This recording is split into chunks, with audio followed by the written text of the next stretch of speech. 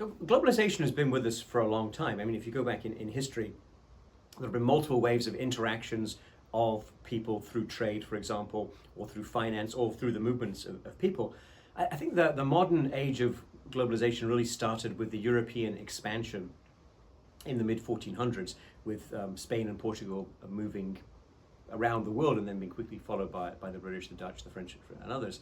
And I think that phase of Europeans shaping the world and Europeans creating a global economy is now entering into a new phase. I don't think it's over. I think the US remains the largest single economy in the world. The EU is incredibly important as an economy, but we've had the rise of China, significant economic bloc.